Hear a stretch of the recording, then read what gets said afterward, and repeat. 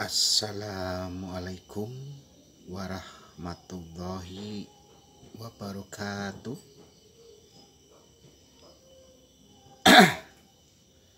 Selamat malam. Jumpa lagi dengan saya di sini ya. Namun sebelum menonton videonya, alangkah baiknya yang belum subscribe, mohon subscribe dulu dan like, komen, dan jika video ini bermanfaat, tolong bagikan kepada teman-teman di media sosialnya Anda ya. Semoga video ini dapat bermanfaat untuk kita semua. Seperti janji saya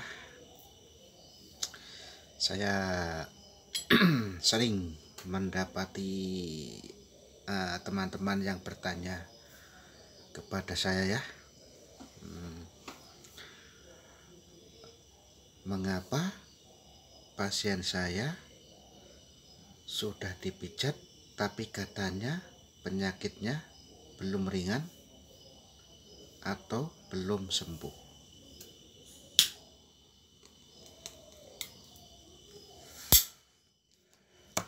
Dan inilah yang kita akan bahas pada kesempatan malam hari ini ya.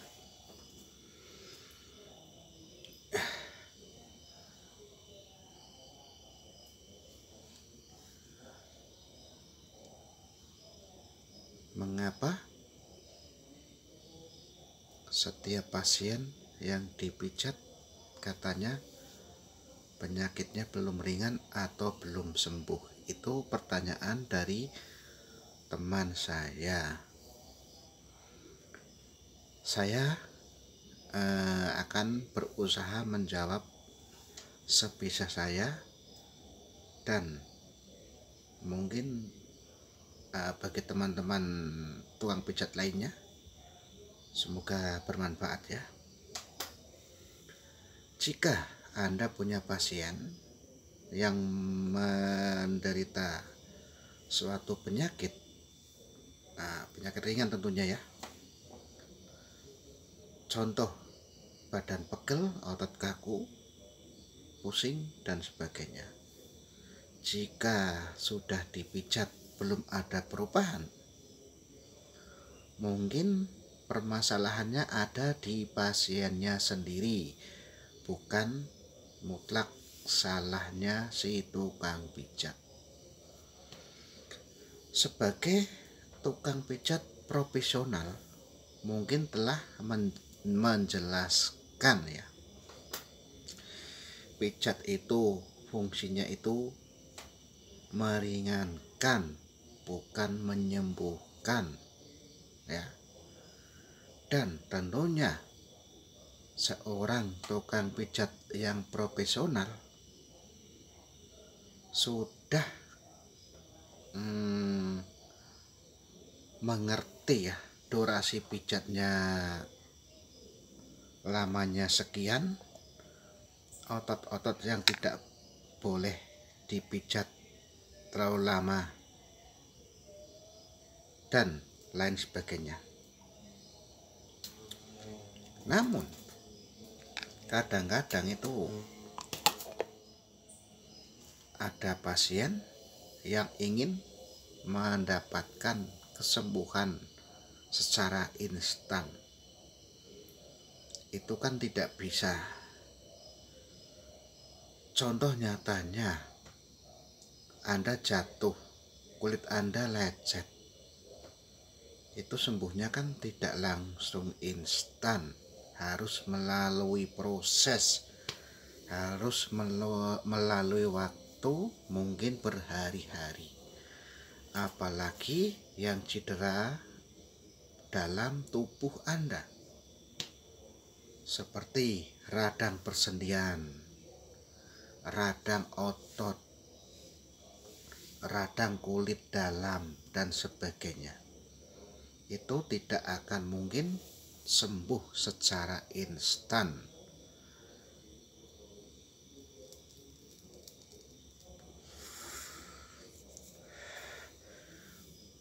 Namun tugas seorang tukang pijat yaitu memeringankan, memberi motivasi atau sugesti supaya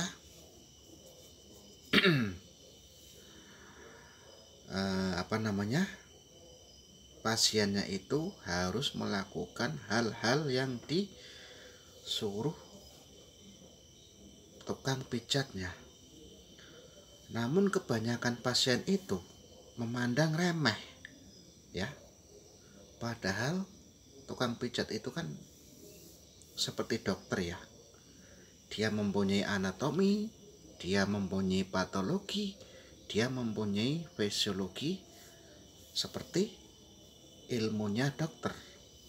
Namun ilmunya dokter itu lebih tinggi, ya, dari tukang pijat. Dokter aja yang ilmunya lebih tinggi itu tidak mampu menyembuhkan pasiennya secara instan, apalagi seorang tukang pijat. Dokter pun menyarankan harus istirahat, harus banyak-banyak minum air putih, kurangi makanan yang berlemak, kurangi makanan yang pedas, kurangi makanan yang asam, kurangi makanan yang manis-manis. Itu kalau dokter profesional. Tapi kalau dokter tidak profesional, kadang-kadang, ya, menyuruh pasiennya jangan makan makanan yang berminyak. Itu jangan itu akan dilanggar oleh si pasien, ya.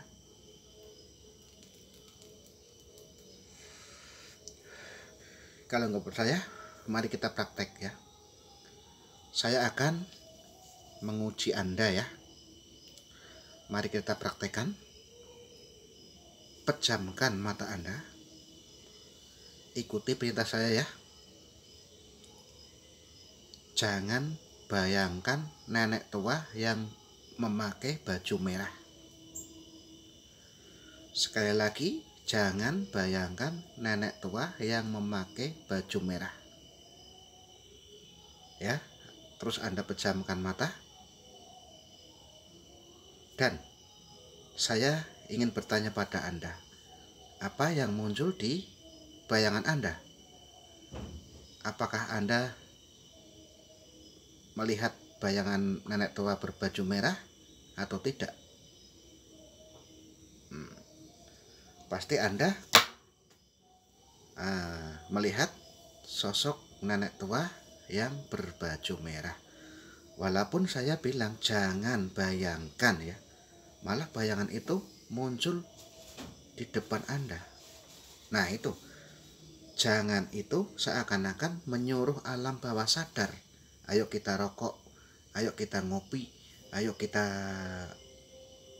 minum minuman yang manis-manis, yang asam-asam dan sebagainya. Tapi kalau perintahnya itu kurangi, alam bawah sadar kita akan merespon, ya. Coba saya mengurangi rokok 1 batang. Berarti kalau 1 bungkus, jadi kurangi 1 batang saja. Nanti efeknya bagaimana? Setelah ada efeknya, pasti 2 batang kurangi. Dan sebagainya sampai mereka itu tidak merokok. Namun semua itu perlu proses.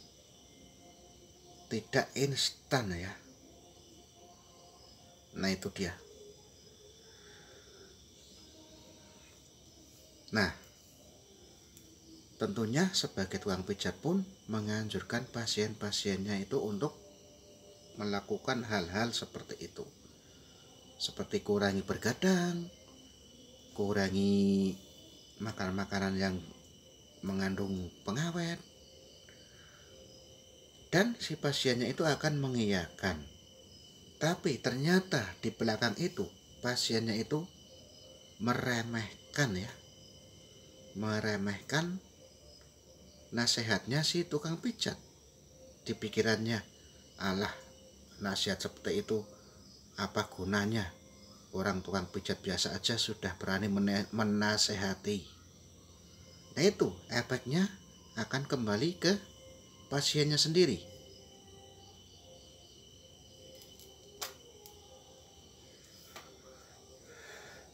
Ada juga tukang pijat yang menganjurkan kurangi pikiran yang berlebihan. Nah, kurangi pikiran yang berlebihan itu apa? Ya menurut saya sendiri ya, jangan terlalu memikirkan pikiran yang enggak. Jangan terlalu berlebihan memikirkan masalah yang kita belum bisa menyelesaikannya. Pikiran itu mungkin 70 atau 80% itu bisa memengaruhi kesehatan tubuh Anda. Karena pikiran Anda tidak punya uang untuk membayar hutang, lalu Anda ngotot ya, memikirkan bagaimana supaya hutangnya lunas, bagaimana supaya dapat membayar ini dan itu. Maka secara tidak langsung Anda akan mengundang penyakit. Anda akan memelemah daya tahan tubuh Anda sendiri. Anda akan merasakan kelelahan yang amat sangat, tubuhnya sakit, tulangnya pegal linu, dan sebagainya. Itu karena ulah pikiran yang diciptakan oleh Anda sendiri. Mengapa kok saya bilang jangan terlalu? Karena setiap orang itu mempunyai pikiran ya. Siapa sih yang kalau punya hutang nggak ingin melunasinya? Siapa sih yang dikejar-kejar hutang nggak pusing?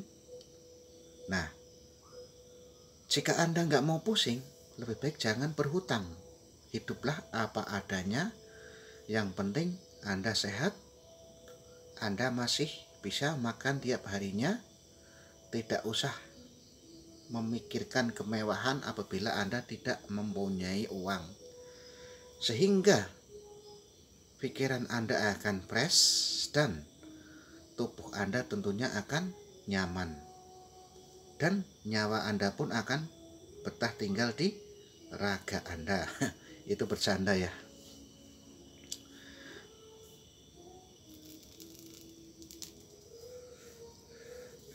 Itulah kebiasaan yang sering dilanggar oleh pasien-pasien. Mereka tidak mau mempraktekkan apa yang sudah dinasehatkan kepada si tukang pijat. Kadang-kadang mereka pun tidak menghiraukan nasihat-nasihat dokter. Kadang-kadang disuruh minum obat 3 kali sehari. Berhubung tidak ada reaksinya, obatnya dibuang. Padahal reaksi obat itu kan lambat, tidak harus instan. Masa baru minum 1 kali minta kesembuhan? Itu sulapan atau abracadabra itu. Nah, jika pasien itu menurut apa yang disugestikan para medis, maka insya Allah perlahan tapi pasti penyakitnya akan disembuhkan atau diringankan. Tentunya jika Allah menghendakinya. Tapi jika Allah tidak menghendakinya, Anda minum obat seampuh apapun dan Anda pergi ke dokter yang profesional, mungkin dari luar negeri atau dari manapun, jika Allah tidak mengizinkan, maka penyakit Anda belum atau tidak akan disembuhkan sama sekali. Karena semua itu kita hanya dapat berusaha, berdoa, dan pasrah kepada Allah Subhanahu wa Ta'ala yang memiliki penyakit dan bisa menghilangkan penyakit bagi hambanya yang dikehendakinya.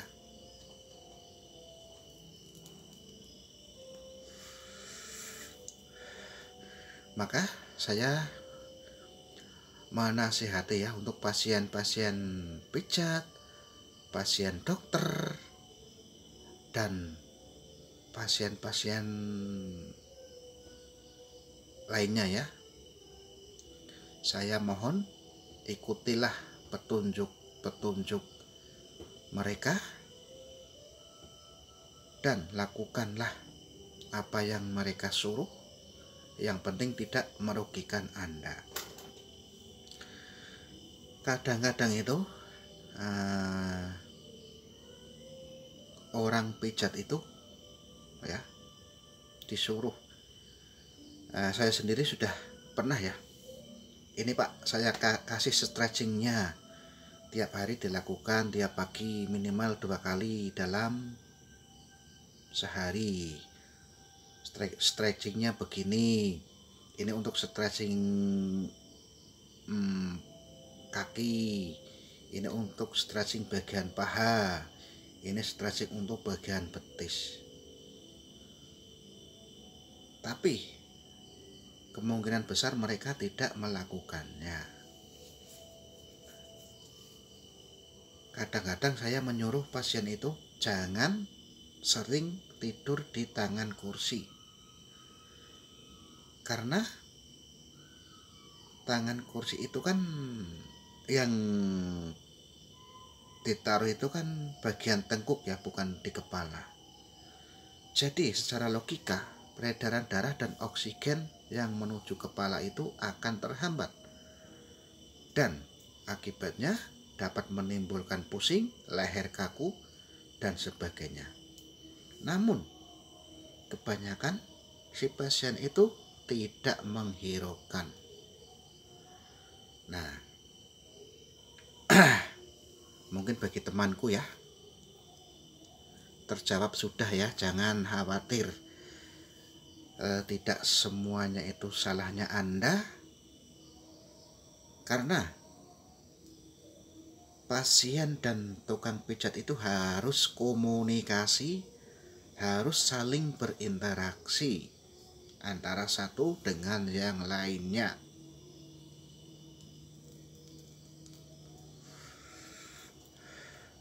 Jangan karena hanya anak kecil, pangkatnya baru tukang pijat aja sudah menasehati saya. Nah, itulah meremehkan orang itu akibatnya akan kembali ke dalam Anda sendiri. Nah, ini kadang-kadang ya pasien tukang pijat itu punya usaha dan punya doa. Kadang-kadang ada yang tidak mendoakan pasiennya karena mungkin ya sudah kesal ya, mungkin tarifnya tidak sesuai. Di sana sudah tertulis tarif 50, ngasihnya 40, 30. Kan akhirnya usaha dan doa itu kan tidak maksimal. Usahanya kurang sungguh-sungguh, berdoanya apalagi. Nah, karena dia sudah disakiti dengan memberikan upah yang di bawah garis yang sudah ditetapkan. Lain halnya dengan tarifnya 50. Kok ada pasien yang mengasih 60, 70. Maka si pasien itu akan mengucapkan terima kasih, dan mungkin usahanya ditingkatkan, dan doanya pun difokuskan kepada Anda.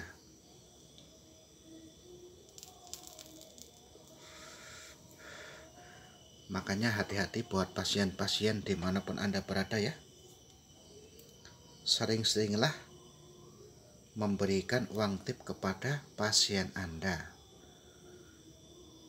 Mungkin salah kok pasien Anda, tukang pijat Anda ya. Karena mungkin tukang pijat itu tidak mempunyai kemampuan apa-apa. Tapi dengannya Anda bersedekah, maka Allah Subhanahu wa Ta'ala akan memberikan keajaiban-keajaiban lantaran sedekah Anda. Mungkin yang Anda tadinya tidak bisa berjalan, akhirnya bisa berjalan walaupun agak sakit. Dan mungkin Anda akan diselamatkan dari mara bahaya. Nah, itu dulu ya pertanyaan teman saya. Semoga Anda puas ya. Karena kalau kepanjangan ini uploadnya itu susah ya. Dan mungkin yang menyimak itu bosan tentunya ya. Dan kita akan jumpa di lain waktu dengan pertanyaan teman saya yang berbeda. Ya, tetap semangat, tetap berusaha, dan tetap berdoa. Wassalamualaikum warahmatullahi wabarakatuh. Dadah. Tapi jangan lupa aktifkan tombol notifikasinya, ubah menjadi semua notifikasi, agar jika aku upload video yang baru, Andalah yang pertama yang diberitahu.